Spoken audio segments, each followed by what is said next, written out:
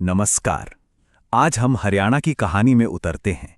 एक ऐसी जमीन जो लड़ाइयों की आग में तपी और फिर कारोबार के लिए दोबारा खड़ी हुई।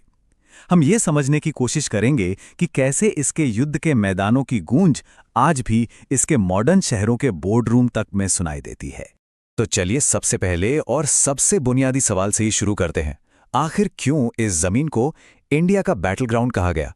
देखिए, इसका जवाब किसी राजा या सेना में नहीं है, बल्कि इसकी मिट्टी में, इसके भूगोल में ही छिपा है।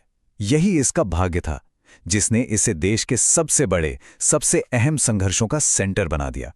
सदियों तक जिसे भी दिल्ली पर कब्जा करना था, उसे पहले हरियाणा के इन चौड़े, खुले मैदानों से होकर गुजरना ही पड़ता था।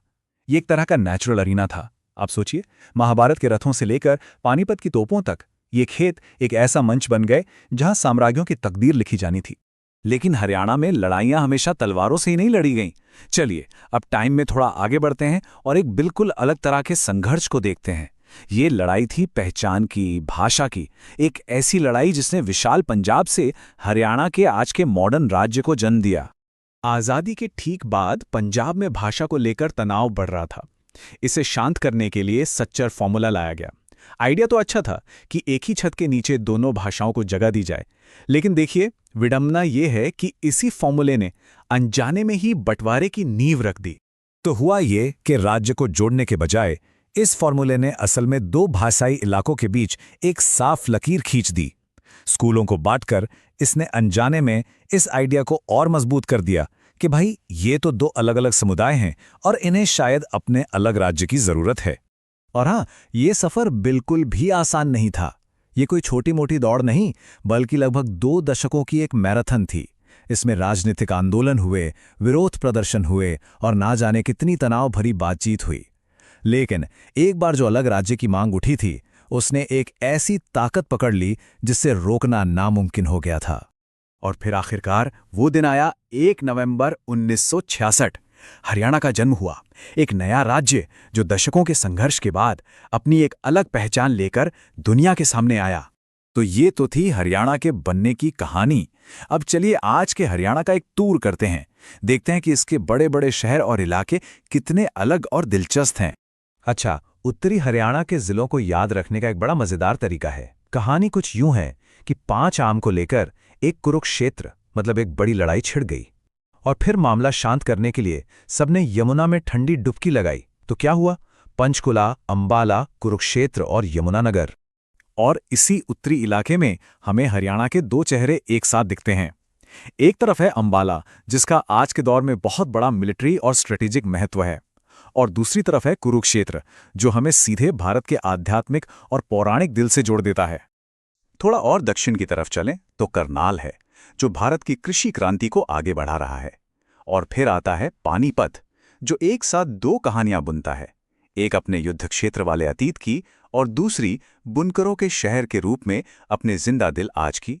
और फिर देखिए हिसार, जो एग्रीकल्चरल एजुकेशन का एक बहुत बड़ा हब है। और हिसार के साथ ही है भिवानी, जिसे मिनी क्यूबा कहा जाता है।